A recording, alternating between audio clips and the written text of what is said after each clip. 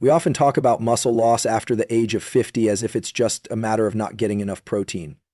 And while protein is essential, no one's denying that, it's not the full picture.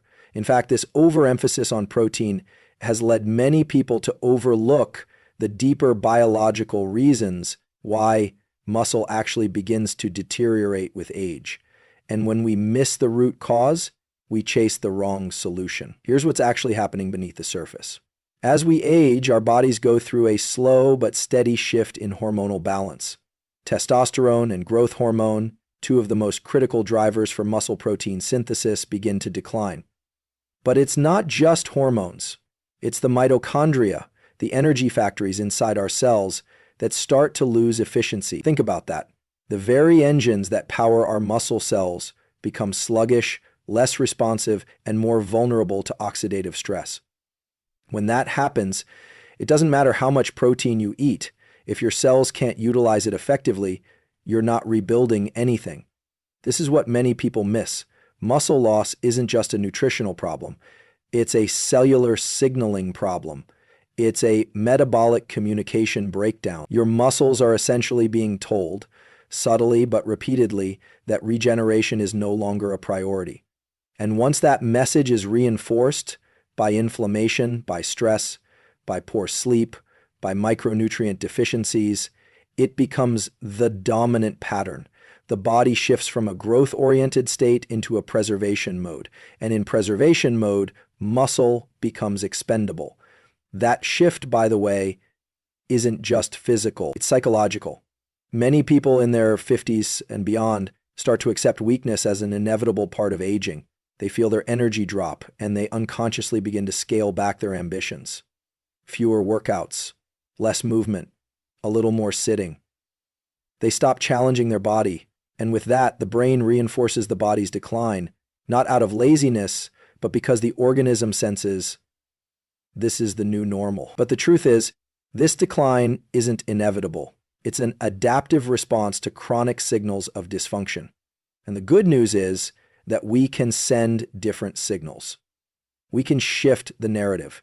But to do that, we have to stop focusing only on macronutrients like protein and start looking at what the cell actually needs to repair and rebuild. This is where minerals, particularly magnesium, come into play. But before we even go there, it's crucial to understand that if your muscle is deteriorating, it's not because you're eating wrong.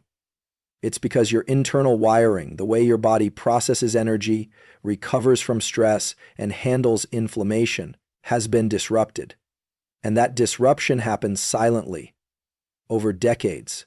It's subtle, it creeps in. You don't feel it happening until one day you can't recover from a workout the way you used to. Or you notice your strength has plateaued, or worse, regressed, despite doing all the right things. And that's frustrating, right? Because it feels like you're doing what you're supposed to, eating well, maybe even working out, but the progress isn't there. That's when you have to start asking deeper questions. You have to move from a surface-level understanding of muscle growth, just eat more protein, to a systems-level view. What is the quality of my recovery? What's the state of my hormonal and mitochondrial health? Are my cells inflamed or energized? When you frame it this way, the path forward becomes clearer. You realize that muscle loss isn't a punishment of age.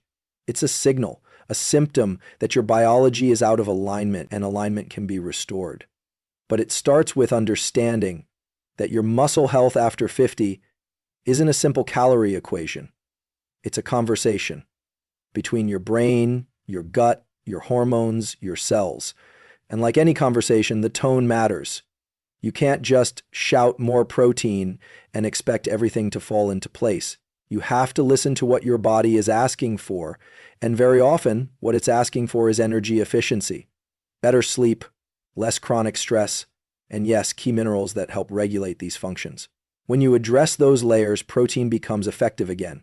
Training starts to work again. You regain not just strength, but vitality. So the next time someone tells you to eat more protein to fight muscle loss, remember, it's not wrong, but it's incomplete. The real path to rebuilding begins by correcting the cellular signals that tell your body how to use that protein in the first place. Shift the signal and the body will follow. Because ultimately your body isn't broken, it's just waiting for the right conditions to rebuild itself. Give it those conditions, and age stops being a barrier. It becomes a platform for mastery. Now that we've reframed the conversation around muscle loss after 50, not just as a protein deficiency, but as a breakdown in cellular signaling, it naturally leads us to ask, what's actually responsible for keeping those cellular signals healthy and efficient? One of the most overlooked yet essential components is magnesium. Magnesium isn't flashy. It doesn't have the same cultural weight as protein powders or pre-workout supplements. You don't see athletes shouting about it on social media, but here's the reality. Magnesium is involved in over 300 biochemical reactions in the human body. That's not marketing hype, that's cellular biology. It regulates everything from muscle contraction and relaxation to ATP production, insulin sensitivity, and the stability of your nervous system. And when magnesium levels are low, and they often are, especially in people over 50, those reactions become sluggish, inconsistent, and error-prone. This matters deeply for muscle repair, because rebuilding muscle isn't just about stimulating it with exercise or feeding it with nutrients. It's about creating the right internal environment, the biochemical foundation where repair and growth are even possible. And magnesium is a cornerstone of that foundation. Let's talk energy for a second. Every time you move a muscle, you're using ATP adenosine triphosphate as fuel. But ATP doesn't actually work in your body unless it's bound to magnesium. In fact, the active form of ATP, the one your cells can use, is called MG-ATP. Without magnesium, your muscle cells can't effectively access or utilize the energy they need to recover. That fatigue you feel after a workout that lingers a little too long, that could be poor magnesium availability. There's also the issue of inflammation. As we age, chronic low-grade inflammation becomes more common. It's one of the silent drivers of disease and physical decline. What most people don't realize is that magnesium is a natural anti-inflammatory agent. It helps regulate cytokine production and immune response, both of which play key roles in post-exercise recovery. So if your body is inflamed, sore, or slow to heal after movement, it's not always a matter of training harder or eating more. It might mean your cells are under-equipped to repair themselves. Another layer here is magnesium's impact on the nervous system. This is often overlooked in fitness discussions, but it's critical. Recovery isn't just physical, it's neurological. Your nervous system has to downregulate after stress. If it doesn't, your body stays in a sympathetic or fight-or-flight state. In that state, muscle breakdown is prioritized over growth. Magnesium plays a major role in parasympathetic activation, the part of your nervous system responsible for rest and recovery. It supports GABA activity, helps lower cortisol, and promotes deep restorative sleep. And sleep, as we know from countless studies, is where the bulk of muscular repair and memory consolidation takes place. Now here's the kicker. Most people over 50 are deficient in magnesium and they don't even know it.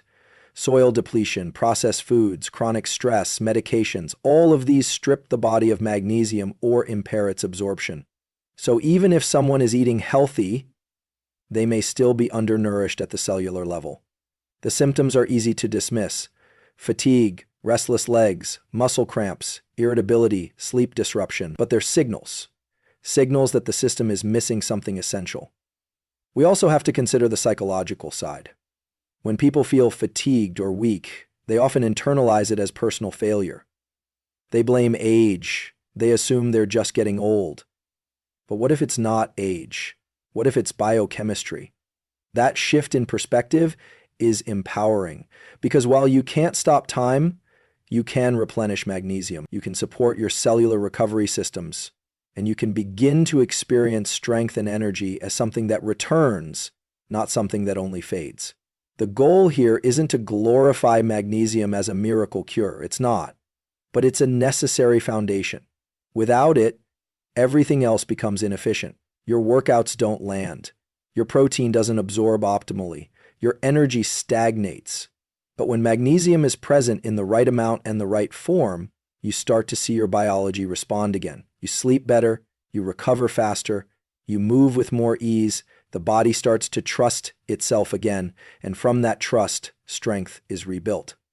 So if you're over 50 and wondering why your efforts aren't paying off, why the recovery is slower, the strength gains smaller, the fatigue more persistent. Don't just add another scoop of protein. Ask a deeper question: what is my body missing at the cellular level? Because sometimes the answer isn't more effort, it's smarter inputs. And magnesium may be the missing piece that makes everything else start working again. Eve established how critical magnesium is, not just as a muscle supplement, but as a cellular regulator. The natural question becomes, how do you actually use it to rebuild muscle effectively after 50? Because it's not as simple as buying a generic supplement and hoping for the best. Like anything that affects your biology at a foundational level, how you take it, when, in what form, and in what context matters just as much as the fact that you take it at all. Let's start with the form. Magnesium comes in many variations: oxide, citrate, glycinate, malate, threonate, and more. Each one has a different function, and more importantly, a different level of bioavailability. Magnesium oxide, for example, is common and cheap, but poorly absorbed. It passes through the gut quickly and doesn't make much of an impact on muscular or neurological health. In contrast, magnesium glycinate is highly absorbable and well tolerated. It has a calming effect on the nervous system, making it particularly effective for muscle recovery and sleep regulation. Magnesium citrate, on the other hand, is useful for relieving muscle cramps and supporting digestion, both of which can indirectly influence muscular repair and nutrient absorption. So choosing the right form isn't about what's trendy, it's about matching the delivery system to the biological need.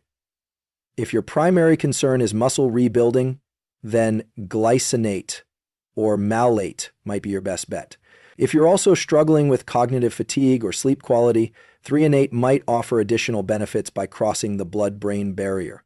The more precise you are with form, the more targeted and effective the outcome becomes. Then there's timing. Your body's magnesium needs fluctuate throughout the day, particularly in response to stress, physical exertion, and circadian rhythm. Taking magnesium at night has been shown to enhance deep sleep, critical for muscle repair, hormone production, and neurological reset. But if you're engaging in resistance training or high physical output during the day, adding a smaller dose post-workout, paired with recovery nutrition, can help stabilize muscular contractions and reduce delayed onset soreness. Think of it like fueling your system before breakdown occurs. You're reinforcing recovery capacity in real time, not just after the damage is done. But here's a deeper truth that's often missed. Magnesium works best in synergy. It doesn't operate in isolation. For magnesium to be fully effective, it needs cofactors, other nutrients that support its absorption and function. Vitamin D is a prime example. Without sufficient vitamin D, your intestines can't absorb magnesium efficiently. And without magnesium, vitamin D can't activate in its usable form. They depend on each other. It's a biological partnership, not a solo act. The same goes for exercise itself. Magnesium doesn't rebuild muscle on its own. It enables your body to respond to the mechanical signals of resistance training. Without physical stress on the muscle, without tension, load, and challenge, there's no stimulus for growth, no reason for the body to rebuild. So magnesium doesn't replace training, it makes training matter. It helps convert the stress of physical exertion into a signal for adaptation rather than just fatigue. This is where a philosophical shift starts to emerge. Most people over 50 are told to take supplements as a form of defense, protect your bones, support your heart, slow the decline. It's all reactive, but when you use magnesium in the way we're talking about, intentionally, intelligently, in the context of training and sleep, you're not reacting. You're building, you're actively shaping your biology toward resilience, not just preventing breakdown. And that change in mindset matters, because if you approach your body like it's already in decline, it will behave accordingly. But if you treat your biology as adaptive, dynamic, and still capable of growth, your behavior follows. You begin to invest in practices that build capacity, not just buffer loss. You start treating recovery as an art, not a chore. And you learn that supplements like magnesium are not a crutch, but a lever, a tool to amplify the signals you're already sending through movement, rest, and intention. So no, magnesium isn't a magic pill, but it is a powerful amplifier. And when you use it with the right training, at the right time, in the right form, and in synergy with the right nutrients, you shift the entire trajectory of how your body ages. You stop